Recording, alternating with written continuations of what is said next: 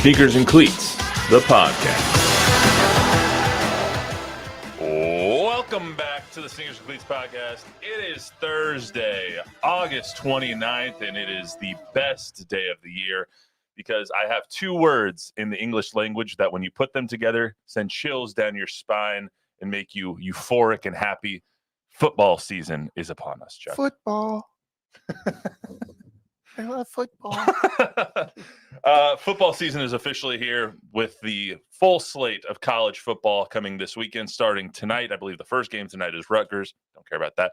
But it is football. We have TNL tonight. High school football season here in Texas starts off tonight, and then NFL season next week. So, as is usual with the start of the college football season, we are going to make some predictions today. We're going to talk a lot about UTSA football. Also, I would just like to pat myself on the back. Chuck reminded me yesterday I had Texas. You did. I had Texas in the playoff last year, and it was only a 14 playoff instead of a 12. So, well congratulations done to me. They got destroyed, or they got. Doesn't matter. They were there. They got beat, but it didn't matter after that. I'll still take the win. Bold prediction in August to be able to make that call. Well done. I will have another bold prediction for everybody today as well, and it involves the Alabama Crimson Tide. We're going to make a lot of predictions today, though. Chuck and I are going to give you our 12-team playoff. We're going to talk a lot about UTSA's season and predict their upcoming record. Plus, we'll talk Texas State. We'll talk Longhorns. We'll talk Aggies. We got it all coming up because 12-team football playoff, there's going to be a lot of teams that make it. There's going to be a lot of teams that still get snubbed. It will give us even more fodder to talk about come December. By design. All right, well, let's start with trivia. I want to go UTSA trivia because obviously we are in San Antonio, so I want to put that up here a little bit. So UTSA trivia. UTSA going into their 14th year of football. What was their record in the inaugural 2011 season? So this will be their 14th year of football. What was their record in the inaugural 2011 season? Chuck, do you have something in mind? I do, okay, but I probably am wrong. Your memory sometimes escapes you. Do you remember this one well? More often than not. No, I don't remember that far back. Again, Matthew, I have a hard time predicting what I had for lunch or what I'm going to have for lunch most days. So what happened in UTSA's inaugural season 14 years ago, hopefully I'm in the sphere. I can tell you pretty much what you'll have for lunch. It's either Zito's, it's Ding Hao, or it's Jimmy John's. Not today. Sometimes it's Popeyes. Not today. Not today. Today it's going to be different because I won't be around any of those places this afternoon at lunch. Every time Chuck leaves for dinner, he's like, I'm going to go out and get something. Do you want anything? I'm like, no, I'm okay. He always comes back with Ding Hao. That's because, my go-to place forever and when I have time was, take a guess. Zito's? No. They make salads. Oh, Salata? No. Well, that's the a other good one now. with. Yes, Jason's Deli. That was like, I'd eat there 3-4 times a week. In fact, one of the guys there that I know really well just texted me the other day. He's like, "Hey, we kind of miss you." I was like, "Wow, really? That's cool." It's like, I can't get down 410 between 4 o'clock and 6 o'clock without it taking me an hour to get there and back. That's fair. Fair enough. I know you always used to go there with Jack. Yes, love it. That was your guys' still love it. That was your guys' date spot. That's fair too. You guys work together for that long, yes. so you guys have a little spot now. Yes. All right, so let's get to UTSA. We'll go back to the trivia question here in a little bit. Can UTSA make the expanded playoff is the main question we want to answer here today, mainly because this is the first year that group of 5 teams have a tangible chance to make the playoff. Obviously, Cincinnati made it a couple of years ago, and they got destroyed, but they had to go basically 24-0 over 2 seasons to get in. That's no longer the case. You can probably get in with a loss as a group of 5 team. You don't have to go perfect. Liberty obviously was perfect last year, would have made college football playoff. We saw how their game against Oregon went when they went up against Bo Nix, my guy, in Oregon. Wow, that was quick. I know. It was like 5 minutes in. Actually, less than. So going into this year, obviously, group of 5 teams have a chance. I want to talk about Jeff Traylor, and he's talked a lot about starting off hot because in the last 2 seasons, they've gone 4-5 in September. If you go 2-3, or if you go 2-2 in September this year, you're probably not going to get in, especially with the teams you're playing in September. There's no way they get in if they have 2 losses. Exactly. So how important is it, and you just talked about it a little bit right there, is it for them to get off to a hot start against Kennesaw, Texas State, Texas? Well, I mean, we think they're good, right? Now they get a chance to show us how good they are right off the bat. So without looking past Kennesaw, because I know they're not, this is going to get pretty hot in here pretty darn quick, right? Texas State, we talked about this before we even came out here, right? Seems to be everybody's darling or dark horse, whatever you want to say, right? That's going to be a pit-like atmosphere in San Marcos for that ball game. And then to turn around and then have to go back on the road and play number 4 Texas the next week. I think if we're talking about UTSA, if we're skipping ahead, getting to the final 12, they've got to run the table and they've got to be super competitive against Texas. They have to be. Because the default, with these people that are choosing these final 12 is going to be SEC team 2, 3, 4, and probably 5. Well, Jeff said it the other day. They have no chance. They have no mulligans this year. Like, they used to have maybe a mess up. They lost to Army last year at a conference, and that didn't disrupt their entire season. They still ended up going 9-4, almost making the conference championship game, except for that loss to Tulane when Frank obviously hurt his shoulder. This year, they have no mulligans, and they're probably going to have to win sexy. They're probably going to have to destroy Kennesaw State. You're probably going to have to win by 35 points. The spread's 25. You're going to have to pass that. When you beat Houston Christian at the end of this month, I have no doubt they're going to win that game. How much do you win by? Do you win sexy? When you go to East Carolina, a bad AAC conference school, are you going to win that game? Are you going to win big? When you go to Tulsa, when you go to Tulsa, when Temple comes, are you going to win those games in a sexy, nice, big way and prove that you're one of the best teams? Or are you going to win close, which UTSA wins, but they tend to win close. So the wins that are 10 or less aren't going to be that sexy win for the committee. I agree.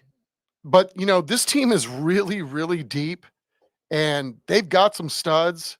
And I know we're going to dive into them a little bit more here in just a second, but they can do this. Are they going to be able to not have let's say they go and knock off Kennesaw, they beat Texas State, and then they're really, really good against Texas, but they don't win. They're starting to feel themselves. It's like, okay, they start maybe winning a couple games on the road early past the first 3 games.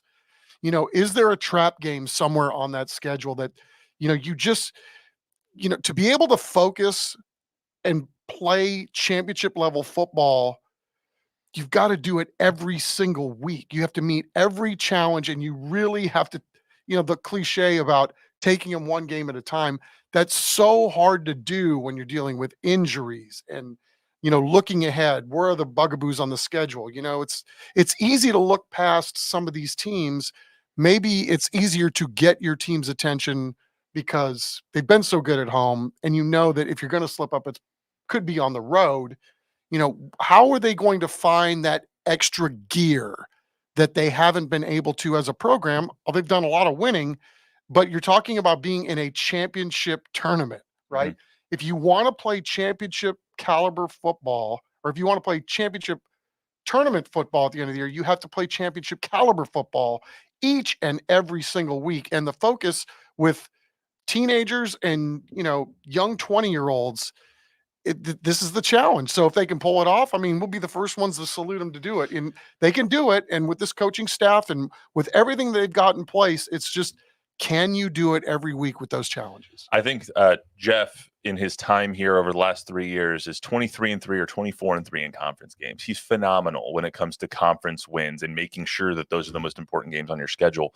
It's going to be an adjustment, I think, for him, for the rest of, and it has been an adjustment for him and the rest of the coaching staff, the rest of the players, to get into the mindset that the out of conference games are now just as important if you want to accomplish your main goal. And when I talked to him at AAC Media Day, he brought up the playoff. I didn't even bring up the playoff.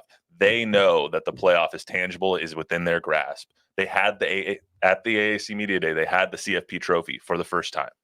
Like, that is an acquirable asset and like an acquirable goal, a reachable goal for them. And for them to know it, for them to bring it up, I think there's even more pressure on this program, but also especially on those early games. You have 5 games in either August or September, besides Kennesaw, obviously, in August. You need to go 4-1 in those games. But that's cool, right? I mean, that this program has evolved to the point where they can put this on the wall and nobody's going, say what? They have the 6th best odds to make the playoffs, right, for a group of 5 schools. So to put that on the board, good for them. And it's cool that they've given themselves something to shoot for right as we get ready to start the season. And the better thing about all this is if there's a slip up, if there's a trip up, especially early on in the season, well, the next goal is to win the conference championship. Again, at the root of this, the most important thing is we want to go win a conference title again. Yep. There's a lot of questions surrounding UTSA coming into this.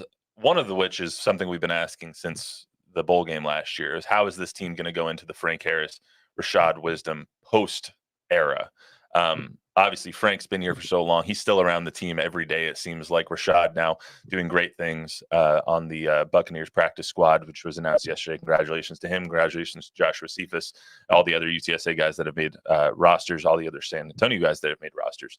But how does this team go into the post-Frank and Rashad era? Well, it'll be interesting to see how they do it, right? Because I think there's still a lot of questions that we probably have that I don't think the team necessarily does, right? I mean, we saw with our own eyes how they do this when they vote their own teammates those single-digit numbers. And so I would believe that those are going to be the guys that lead them out of this in terms of, filling the vacuum or the void that was left by Frank and Rashad. But it's the system is set up for these things to evolve and, have somebody come in and fill the void. So I think we've put a little too much on that at this point, but maybe we'll see. I think when you have the culture, when you have the 2-0 triangle of toughness, when you have the culture pillars that Jeff does and all of what he has built over the last 5 years, even though Rashad and Frank were great vessels to get that message out, the message is still the same. It's still the 2-0 triangle of toughness. The pillars are all still the same. It's still the same culture. You just had great mouthpieces for it on both offense and Absolutely. defense. And now you still have those there as well. Jamal Ligon is fantastic. He's a good leader. He's a quiet leader. They just don't have those vocal leaders as they did last time. JT Clark, great leader. Oscar Cardenas, great leader. Mekhi Hart, back and better than ever, great leader. He's coming off an injury as well. You still have those guys on this roster. It's just not those brand names that we've seen, the Frank Harris, the Rashad Wisdom, the Joshua Cephas, all those guys. It usually, as you know, is going to come from the quarterback room more than likely. And I think they're in pretty good shape there. There's some selfless guys there. And,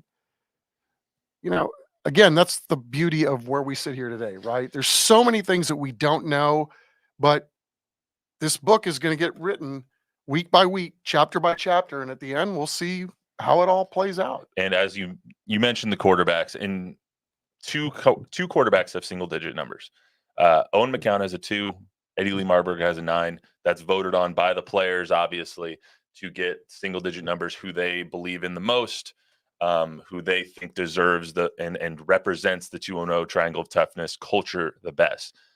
Who's going to be the starting quarterback is another question we don't know. We're not going to find out from Jeff until they run out against Kennesaw on Saturday. So who do you think deserves the chance, and who do you think will be the starting quarterback when they run out? I really don't know that I could answer this question fairly because, we're not at the practices every single day. We're not watching every single snap. I met Eddie Lee a couple times and seems like a really nice guy, and I've never met Owen, but they both proven that they can move the football, right? We do know that. And, we've spitballed this too. If you had to pick or who you think that they're going to go with, well, then the default is who got voted the lesser number. Yeah. Technically the lower number. Yeah. Right. The lower number, not lesser. Yes. So, Owen, but, I think early on we'll take Jeff at his word. And he said all along, I'm going to play probably more than one guy at that position early on in the season. See, at AAC Media Day, he told me something different. He told me playing two quarterback breeds mistrust or lack of confidence in the other. So I don't think he's going to play two. I think he's going to play one, and I think it's going to be Owen for a couple of reasons. One, he was voted the lower number by his teammates. Mm-hmm. I mean, being a number two as a redshirt sophomore now is no small feat. And you have the trust of your teammates. You have the trust of more teammates in that case, since Eddie Lee's a 9 and Owen's a 2, that shows that you have the command and the leadership of this team. Another thing just is, and it could be nothing and it could be something, we saw at the luncheon that you hosted wonderfully, by the way. You're very kind. Thank you. It was Emmett and Jeff. Yeah, Emmett and Jeff, and Chuck McIntyre. But we saw at the luncheon, Owen was up front with the bigwigs. He was up front with Peter Sakai and with a lot of the different San Antonio leaders that have a big say in this team and what happens to the future of this team. Eddie Lee was a couple rows back. Could it mean something? Could it mean nothing? I don't know. But you look and if you read all the tea leaves, you see that Owen was the quarterback of the team when they won their first bowl game ever. You look and see how they've practiced, how they've talked about it. I think Owen's going to end up being the quarterback of this team, and I don't think that it's going to be a quarterback by committee. I think it's going to be, you're the guy, go win us some football games. I think, though, the first game, it'll be interesting again to see how they pair this, but Kennesaw State is going to give, you would think, multiple players an opportunity to see the field. Jeff Traylor has said 70 or 80 guys are going to play in this football game coming up in their opener. So, all the writing on the wall says Owen. And I think, if we're being fair, if you think that, Jeff Traylor knows how to coach, his offensive coaches know how to coach, the defensive coaches know how to do their thing. They see, and I don't think there's usually any surprises to anybody on the team when these things always play out. And I think if you ask whoever ends up being the backup quarterback too, they know who's earned the job and who hasn't too, because they chart every pass, every play. And at the end of the day, you add it all up and it is what it is. Bob? Hey, in the comment section, there's a ton of love for your tie today. Oh, thank you. People are thank loving you. the tie. Tons of love. And we probably should enforce some kind of a dress code for the podcast. What do you mean? Nothing.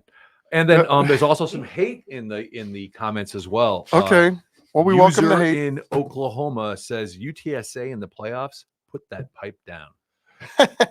They have the 6th best odds to make the playoffs. So I don't know what pipe you're looking at, but they do have the 6th best odds to make the playoff. I was going to go over that here in a second. It's Boise State, Liberty, Memphis, Texas State, Tulane, and then UTSA. So literally 3 teams from the AAC are all in the top 6, and a group of 5 team has to make the playoff. Like, it's not, will a group of 5 team make the playoff?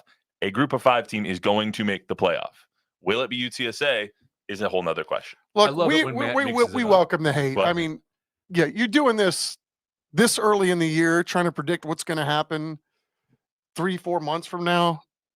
Again, we'll go back to my comments about I can't even predict what I'm having for lunch today, much less what's going to happen 4 months from now. Salata. We love it when Matt mixes it up with the commenters. It's great. It's true. Like, UTSA has a tangible chance. Like, if you told me UTSA made the playoff, that wouldn't be weird. Like, that's not picking something completely off the board. If you said Boise State made the playoff, that wouldn't be something that's completely off the board because they're the favorite to make the playoff of the group of 5 teams.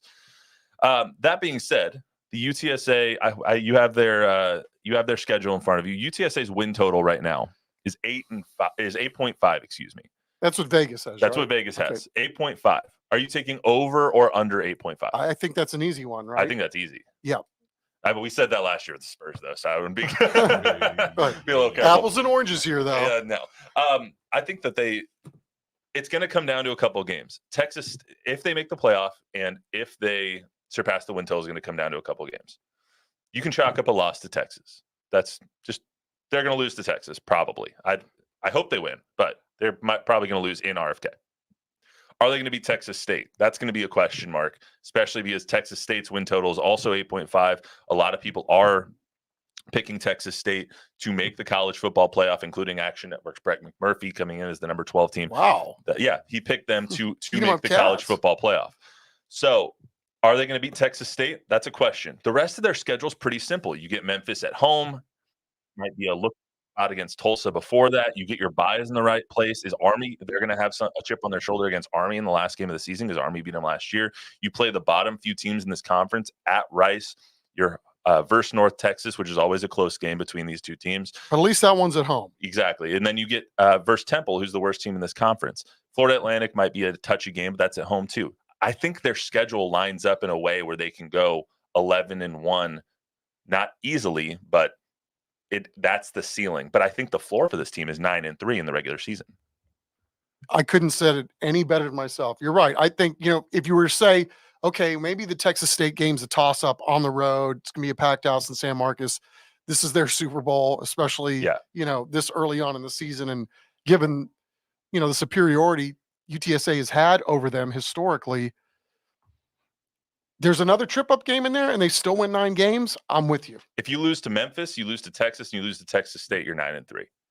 And you still might make the AAC championship game. So I think that over 8.5 is pretty clear.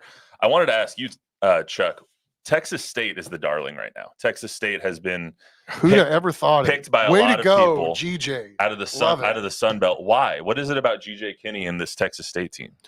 Because GJ has been a master, and I mean a master at coming in late, building a program through a portal, finding guys that fit what he wants to do, build culture, build a team that believes in the culture, and then go out and X's and O you to death on Saturday afternoon too. It's been phenomenal. And to see him, what he did at UIW was unreal.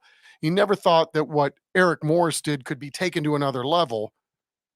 And then to do it again at Texas State, again, get there late. So now he's got a year under his belt. How good is it going to look in year 2? That's why they're the darlings. Yeah, I mean, and they got good players, but he brought in the good players. To OnlyFans 47 or whatever his name was, Texas State has better odds to make the college football playoff than UTSA does. They're plus 1,100, 11-1 to make the college football playoff. So if you think we're putting our pipe in our mouths because of UTSA, Texas State has better odds to make the college football playoff than UTSA does. So over under 8.5 wins for Texas State this year. They play, I mean, you can chalk up a loss when they play Arizona State, obviously, but against everybody else, how do you think that fares out?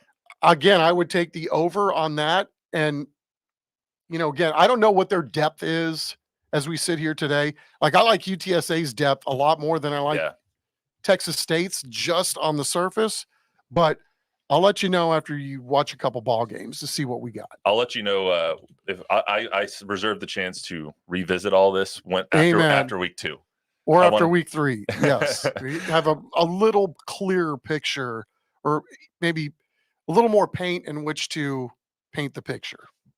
Speaking of the Longhorns, which is week 3, let's talk about the Longhorns and the Aggies a little bit.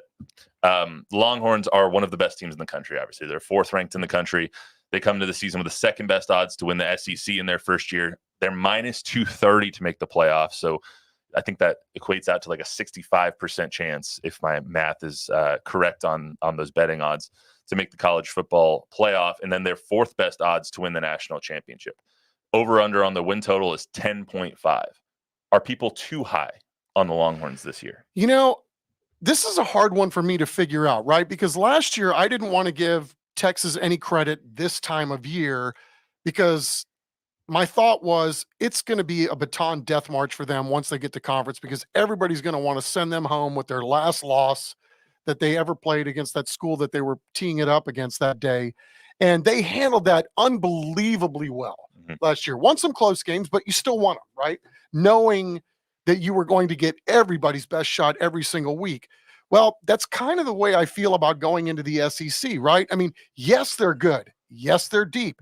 They're really good at quarterback, right? They've lost a lot, but they're still really, really good because of how much depth they do have. But it's these games in the SEC. It's the road games at Mississippi State. It's the road games at South Carolina where there's, 90 to 100,000 people. You're still walking into a pit atmosphere every single week. At and Arkansas. So, they're going to get, same thing, right? Old rivalries renewed. So you get all of that, and to think that Texas could win double digits 2 years in a row with this, I mean, if they do, man, hats off to them. This program is making moves like, that ascent that Alabama was making, because if they can do this on a schedule this difficult 2 years in a row with this newness of the SEC and what a tough league that is, top to bottom. There are no off weeks. I don't care what anybody says. Hats off to them. I don't think they win 10 games this year. Their schedule is in their favor. 5 of their first 7 games are at home. The only road games you have, true road game you have in their first 7 games is at Michigan. And Michigan is not what they were last year. You lose Jim Harbaugh. You lose, I think it's 13 starters. You come in with Sharon Moore. I mean, there's this giant cloud hanging over Michigan right now. I don't know what Michigan is going to be, frankly. And I think they go into the Oklahoma game, into the Red River rivalry, 5-0. And I think they beat Oklahoma. They go 6-0. I think they lose to Georgia after that. That's where they trip up, because historically they're really bad after the Red River rivalry, it's gotten us all, which I can't say. They tend to be pretty bad after that game. So I would guess that they're going to go. They literally are. They're home to Colorado State. That's a win. They're away to Michigan. I think that's a win. You're home to UTSA, home to University of Louisiana Monroe. You're home to Mississippi State, and then you're in a neutral site game against Oklahoma. That's 6-0, and then you're at home against Georgia. Like, you have everything lining up for you to go 7-0 to start off. They might trip up in one of those games, because that's the Texas way right now. But I think they can very easily be 10-1 going into the Texas A&M game to close out the season and already have their playoff spot wrapped up. Okay. I mean, I'm not going to debate you. Again, we're spitballing this anyway. Right. It's just, that, again, every single week sounds like a fist fight to me. But if you go 10-2, you're going to make the playoff from the SEC. True that. So if you go 10-2, let's say they lose to A&M and they lose to Georgia, they're still going to make the playoff. Like, that's, if you don't make the championship game, but then if you lose the championship game and you go 10-3 instead of 10-2, does that hurt you or does that help you? It's like, right. At that, I don't know, because I think that Texas A&M game is going to be for A&M to make the playoff.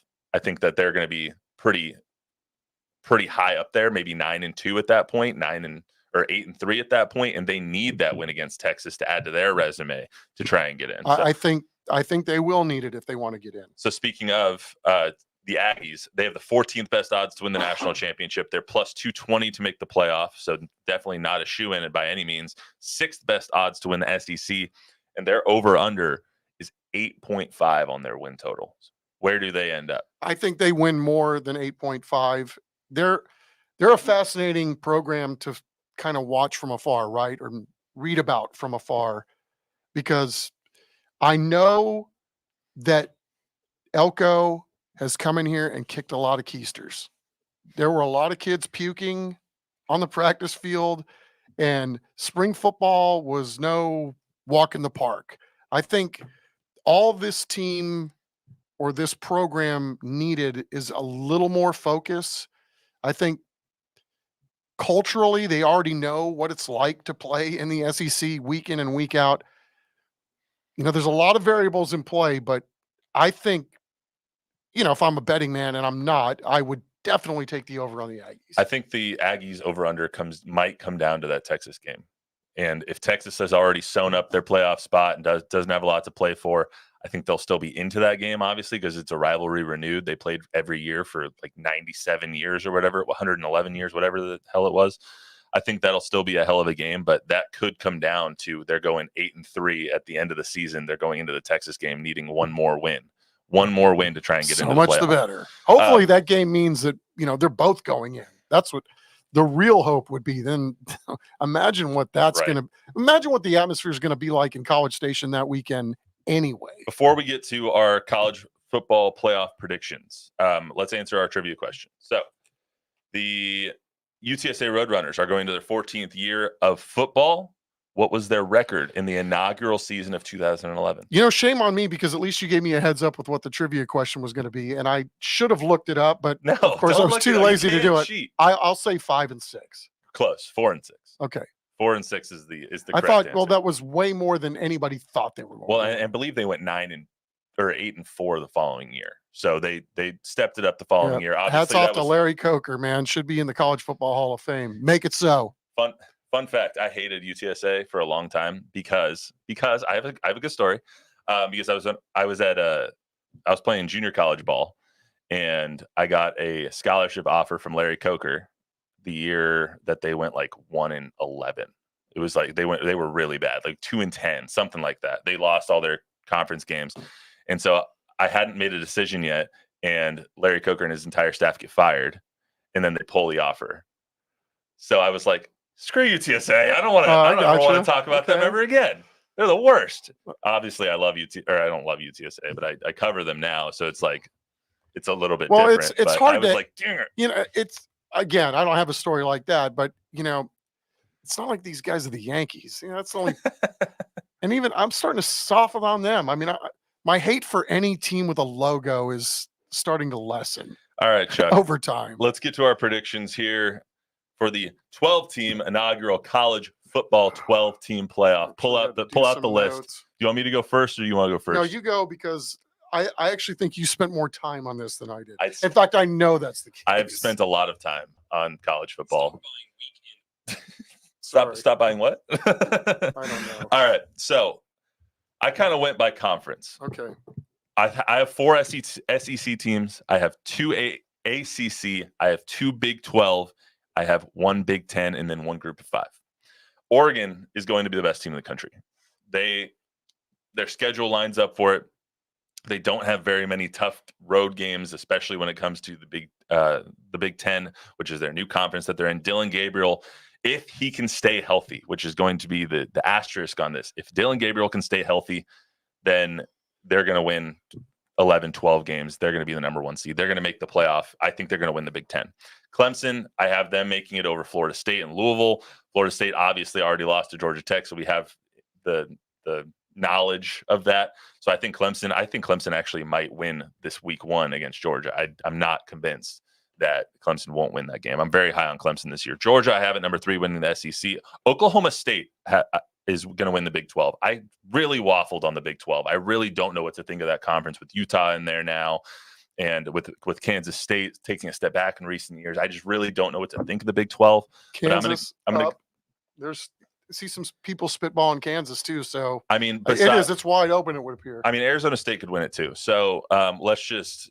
Actually, their win total is like 4.5. I'm really, really sad about Oklahoma State. All right, Texas, I have at number 5. So those top 4 teams: Oregon, Clemson, Georgia, Oklahoma State, going to get the buys.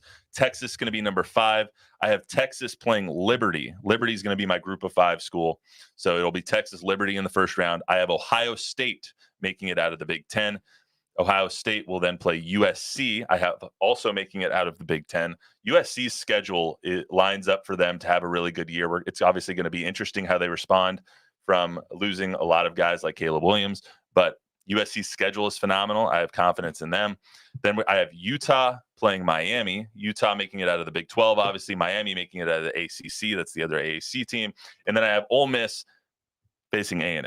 I think A&M could go 10-2, make the playoff. I love Ole Miss this year. If you heard what Nick Saban said this weekend in Dublin when ESPN was having game day there, he said it was all about the trenches. The reason they lost to Georgia and Alabama last year was because of the trenches. Lane Kiffin has shored up the trenches, and Jackson Dart is another year older. Yeah, he is phenomenal. He is. So as long as they don't get their asses kicked up front, I think Ole Miss has a chance to win the SEC, but I have them making the playoffs. So those are my teams: Oregon, Clemson, Georgia, Oklahoma State, Texas, Ohio State, Utah, Ole Miss, A&M, Miami, USC, and Liberty. I'm not going to put mine in any particular order. That looks like you spent days trying to figure that out. I've listened to a lot of previews. Well, I did not, because I know how this is going to go anyway. I'm going to go Georgia, Ohio State, Miami. It pains me to take Utah. I'm just going to get on the Utah train, even though I don't want to by any means. Okay.